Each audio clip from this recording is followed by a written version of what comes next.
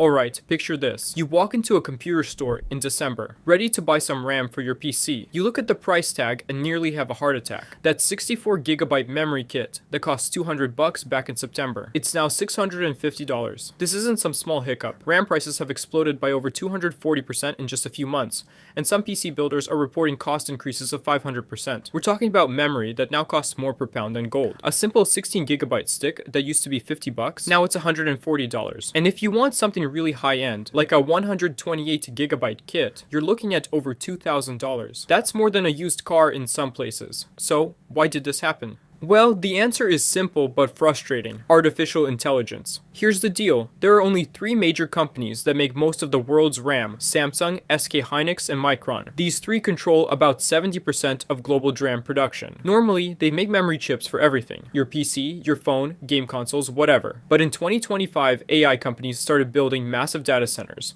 that need an absolutely insane amount of memory. We're talking about server farms the size of football fields, all running ChatGPT-style AI programs. These manufacturers looked at the situation and did the math. They can make way more money selling specialized high bandwidth memory to AI data centers than selling regular RAM to you and me. So they're literally shutting down their consumer memory production lines and converting them to make AI memory instead. Micron even announced they're killing off their entire Crucial brand. That's 29 years of consumer RAM products just gone. They're going all in on AI. OpenAI's Stargate project alone could consume up to 40% of global DRAM output. That's one project eating nearly half the world's memory supply. Meanwhile, everyone building regular computers is fighting over the scraps. It's like if all the farms decided to only grow food for fancy restaurants and regular grocery stores got whatever was left over. This shortage is destroying everybody. But let's break down who's hurting the worst. PC gamers and builders are getting absolutely wrecked. Motherboard sales have dropped 40 to 50% because people can't afford the RAM to go with them. Epic Games CEO Tim Sweeney said this will be a real problem for high-end gaming for several years. If you were planning to build or upgrade your gaming PC,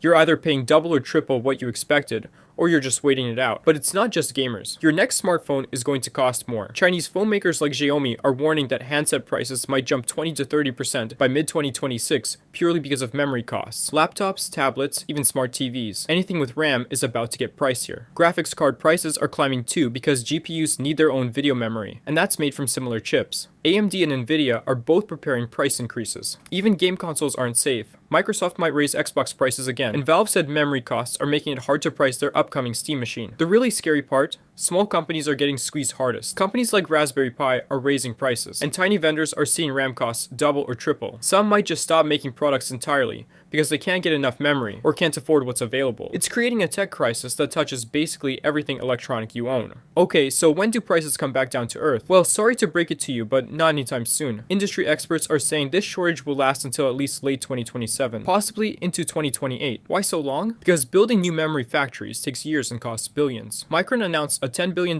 investment in a new DRAM facility, but it won't start producing chips until 2028. Team Group's general manager warned that problems will worsen in the first half of 2026 once current stockpiles run out, and availability could become difficult regardless of how much you're willing to pay. There are basically 2 ways this ends. Option 1. Companies spend massive amounts building new factories, and by 2027 to 2028, there's enough production capacity to meet both AI and consumer demand. Option 2. The AI bubble pops. If companies realize they've overinvested in AI and demand crashes, RAM prices could plummet quickly, but that's a big if. So what can you do right now? If you already have enough RAM, don't upgrade, just wait. So yeah, it sucks, but hey, at least you can subscribe for more cool videos about AI and the tech world. I'll see you guys in the next one.